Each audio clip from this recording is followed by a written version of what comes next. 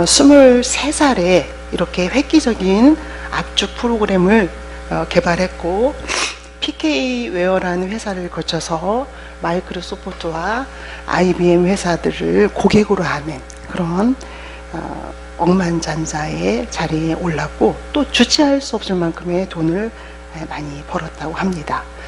미국 일간지에서는 그를 천재라고 칭송했고, 또 그렇게 많은 사람들이 그를 환영했다고 합니다. 그런데 그렇게 그 수재였고 천재였고 또 부자였던 그가 37세의 나이에 그렇게 싸구려 호텔에서 죽음으로 발견된 것은 굉장히 비극적인 일입니다. 그는 그에게 몰려드는 그런 많은 돈을 가지고 그 가슴속에 또 그의 정신적인 그런 부분에 혹은 또 영적인 부분에 채울 수 없는 그 허물을 돈과 또 술과 또 여자로 채웠다고 전해집니다. 우리는 그의 마지막 삶을 보면서, 그의 마지막 비극을 보면서 안타까운 마음을 저버릴 수가 없습니다. 오늘 전도서 1장은 한 인물을 소개합니다. 전도서 1장 1절에서 7절까지 읽었지만 12절에서 보면 전도서 1장의 저자, 전도자는 자기를 예루살렘에 있는 왕이라고 소개를 합니다. 그렇게 12절에서 자신을 왕이라고 소개하는 그는 어떻게 된 일인지, 아니면 무슨 이유에서인지는 알 수가 없지만 그의 삶의 이야기를 다음과 같이 시작합니다. 2절에 보면 전도자가 이르되 헛되고 헛되며 헛되고 헛되니 모든 것이 헛되도다. 이렇게 자기의 삶의 이야기를 시작합니다. 삶을 살아가면서 우리는 헛되다는 그런 허무한 그 허무감을 나이가 많든지 혹은 나이가 어리든지 누구나 다 느끼는 감정이라는 생각을 하게 됩니다. 1절에서 소개한 것처럼 예루살렘의 왕으로 살아가든지 혹은 평범한 회사원으로 살아가든지, 이 말을 할 때는 여기에 하랑이가 앉아 있어야 합니다. 그래서 하랑이 얘기를 잠깐 해야 되는데 아직 안 나타났어요. 지난주 하랑이 신방을 갔더니 꿈이 뭐냐고 물어보니까 평범한 회사원이라고 그렇게 얘기해서, 평범한 회사원 되려면 스카이 정도는 가야 한다, 이제 이러면서 우리 웃었던 기억이 납니다. 예루살렘에서 왕이 되어 살아가는 그런 왕의 삶이든지, 아니면 정말 평범한 일상을 사는 평범한 회사원의 삶이든지, 이 허무라는 감정으로부터는 우리가 자유로울 수가 없습니다. 혹은 인생의 시간에서 정말 저와 같은 연륜이 있는 시간을 살아가는 사람이든지, 아니면 우리 희망교회에서 정말 청춘의 시간, 너무나도 귀한 청춘의 시간을 살아가는 청년들이라고 하더라도 허무로부터 우리는 자유로울 수 없을 것 같습니다. 예를 들면 자신의 진심이 전달되어지지 않아서 오해를 받을 때, 그리고 또 중요한 시험에 최선을 다해서 준비했는데 기대와는 다른 결과를 접하게 될 때, 그리고 나는 굉장히 열심히 성실하고 정직하게 살아가는 것 같은데 나보다 다른 사람의 삶이 더 빛나는 것처럼 보일 때, 우리는 그렇게 다양한 상황과 사건 속에서 허무한 감정을 만나게 됩니다. 토요일 날에는 어제이죠. 제가 굉장히 바쁜 시간인데 서울신학대학 후배이면서 제자인 학생으로부터 글이 하나 왔습니다.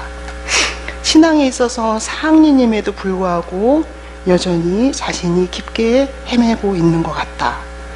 이틀간 이문열 작가의 사람의 아들을 정신없이 읽었는데 그 후에 멍한 시간을 보내고 있다. 고대 근동의 문학과 성경을 어떻게 바라봐야 하는가? 구약의 결혼 시간에 간단하게 배웠지만 성경의 유일무이한 하나님에 대한 성품을 받아들이기가 많이 힘들다. 이렇게 저에게 전화였습니다. 지금 신학의 현장에서 목회자 양성의 그런 시간을 지내고 있는 신앙의 사람임에도 불구하고 그렇게 허무한 시간을 보내는 것은 이상한 일은 아닌 것 같습니다. 오늘 성경 전도서도 하나님의 백성으로 사는 우리가 당연히 허무함으로부터 상처를 받을 수 있고, 또 때로는 그 허무함으로 우리의 삶을 힘겹게 살아갈 수밖에 없는 상황이 있다는 것을 인정하고 있습니다. 그렇다면 문제는 이런 허무한 감정을 우리는 어떻게 추스려야 하는가, 또 어떻게 극복을 해야 하는가, 또 허무와 반대말은 어떤 말이 될 수 있을까?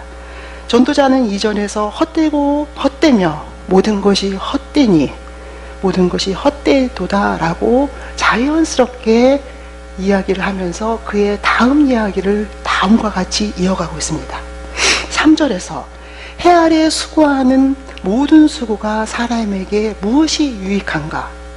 모든 것이 헛되다면은 전도자가 살아가는 동안 수고하는 모든 수고 중에서 사람에게 정말 유익한 것은 있을까? 정말 유익한 것은 무엇일까? 이렇게 묻고 있습니다.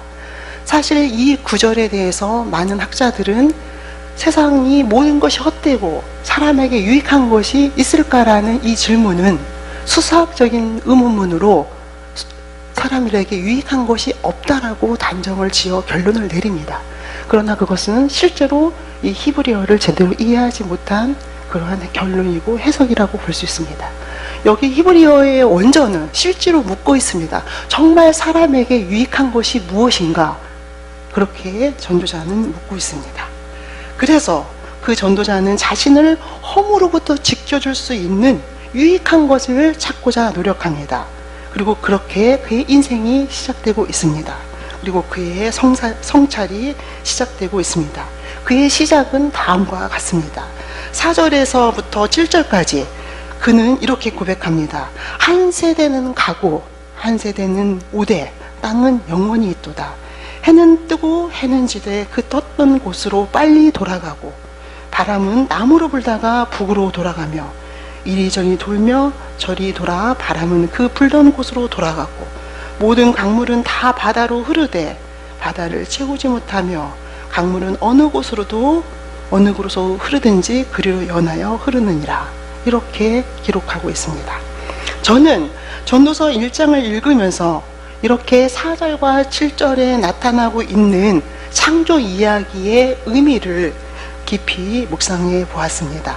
전도자는 그의 허무함, 그것으로부터 탈출해서, 그것으로부터 극복해서 정말 유익한 삶을 살고자 하는 그 성찰 가운데에 자연의 순리에 대한 관찰, 그리고 자연의 순리에 대한 관찰과 그 고백을 하고 있는 것을 우리는 알 수가 있습니다.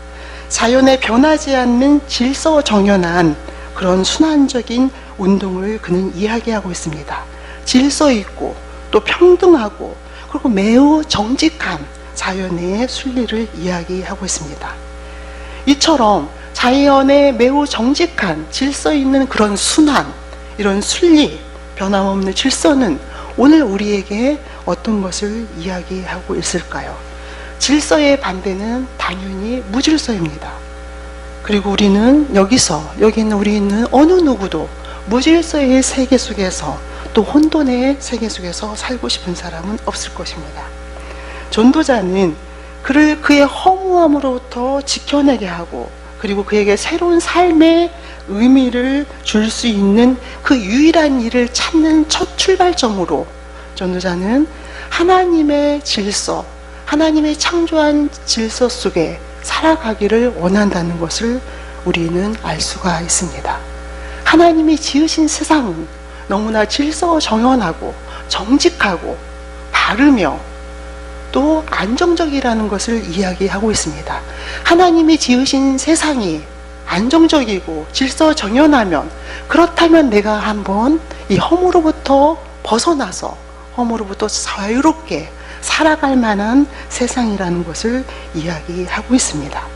창조 질서가 우리에게 말하는 것은 창조 질서의 핵심은 피조물인 우리의 역할, 하나님이 우리를 지으신 우리의 역할과 또 우리를 지으신 그 하나님과 우리와의 관계라는 생각을 하게 됩니다.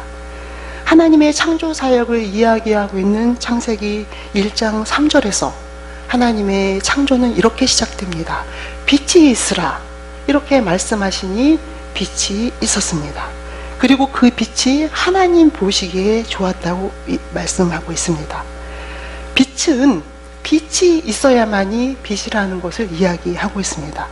빛은 그의 역할은 빛을 내어서 빛을 발산해서 어두운 세상을, 부패된 세상을, 추운 세상을, 아픈 세상을 따뜻하게 비치고 또 따뜻하게 치유하며 또 따뜻하게 하는 것이 빛의 역할이라는 것을 이야기하고 있습니다.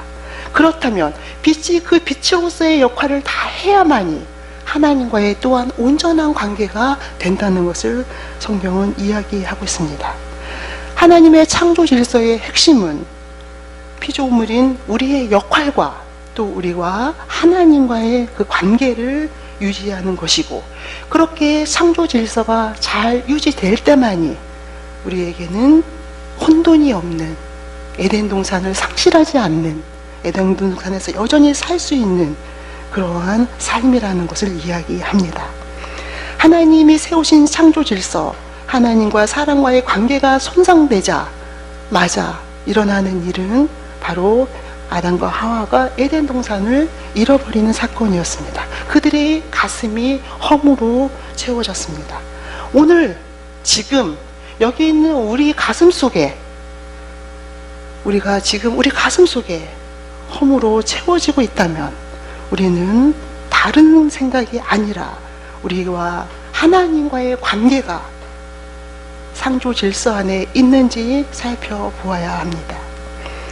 우리가 억울한 일을 경험할 때, 혹은 진심이 전달되지 않아서 오해를 받을 때, 또 중요한 시험에서 우리는 최선을 다해 준비했지만 기대와 다른 결과를 접했을 때 마땅히 우리는 우리 가슴을 그래서 험으로 채워지는 것을 느낄 수 있습니다. 그때 그렇게 가슴 속에 채워진 험으로 인하여서 그 일의 사건의 원인이 무엇이고 결과가 무엇이고 또 앞으로는 어떻게 해야 하는가를 진단하고 분석하는 그것이 중요하지만, 그러나 그럼에도 불구하고 우리 신앙의 인에게 있어서는, 믿음을 가진 우리에게 있어서는 그것이 전부가 아니라, 그것이 마지막 마침표가 아니라 거기에 더 나아가서 원인과 결과를 분석하는 거에서 더 나아가서 우리는 하나님과의 관계가 온전한지, 또 피조물인 나는 피조물의 역할을 제대로 했는지, 창조 질서에 문제가 없는지 살펴보아야 한다고 성경은 이야기하고 있습니다. 사랑하는 성도 여러분, 또 한 가지 얘기를 하면, 토요일 날 바쁜데 전화를 여러 통 받았습니다. 신앙을 나누고 또 삶을 나누는 베프, 제 친구로부터 전화 한 통을 받았습니다. 살아가기가 힘든 이야기를 합니다. 이야기 중에 어떤 이야기를 하냐면 그런 이야기를 했다고 해요. 신학을 하고 있는 아들과 이런 얘기를 했다고 합니다. 하늘나라를 지금 이 있는 모습 그대로 간다면, 지금 그리고 내 갖고 있는 이 머리 안에 들어있는 경험의 그런 체계, 이런 말이 맞는지 모르겠지만 그런 경험의 체계, 이 기억으로 그대로 하늘나라에 간다면 나는 하늘나라 가는 게 조금 망설여진다, 이렇게 제 친구가 얘기를 했다고 합니다. 내가 하늘나라 간다면 여기서 경험한 이 아픈 경험들, 또 이런 기억들, 이런 것을 놓고 가고 싶다. 또 이 현실 세계에서 만났던 이 복잡한 그 관계성 속에서 만났던 관계를 놓고 가고 싶다. 이걸 다 가지고 하늘나라에 간다면 하늘나라에 들어가는 게 망설여진다, 이런 얘기를 했다고 합니다. 전 그런 얘기를 들으면서 어떻게 제가 허무에 대한 설교를 준비하는 줄 알고 그런 얘기를 또 전해주는지 그런 생각을 했습니다. 그렇습니다. 우리는 하나님의 자녀로서 세상을 살아가는 그 순간순간 우리에게 물밀듯이 들려오는, 또 우리를 치고 들어오는 그런 허무함, 그런 것에 우리는 다치기도 하고 어떨 때는 속수무책일 수도 있다는 것을 경험하게 됩니다. 사랑하는 성도 여러분, 우리가 그런 허무함 속에 있을 때 하나님은 우리를 향해서 이렇게 말씀하십니다. 두려워하지 말아라 시온아, 내 손을 늘어뜨리지 말아라. 너의 하나님 여호와가 너희 가운데 계시니 그는 구원을 베푸실 전능자이시니라. 그가 너로 말미암아 기쁨을 이기지 못하며 너를 잠잠히 사랑하시며 너로 말미암아 즐거이 부르며 기뻐하시리라. 이렇게 말씀하고 있습니다. 하나님께서는 우리로 말미암아서, 나로 말미암아서, 여러분으로 말미암아서 기쁨을 이기지 못하는, 여러분으로 인해서 너무 기뻐서 그 기쁨을 이기지 못하는 그런 하나님의 사랑을 우리에게 고백하고 있습니다. 피조물인 역할, 그리고 피조물이면서 하나님과의 관계, 창조 질서를 기억하면서 우리는 무엇보다도 하나님과의 관계를 회복할 수 있는, 그래서 우리가 하나님의 구원의 대상이고 또 사랑의 대상이고 기쁨의 대상이라는 것, 하나님은 우리가 너무 좋아서 기꺼이 즐거이 노래를 부르는 그런 분이라는 것을 여러분들이 꼭 기억하시기를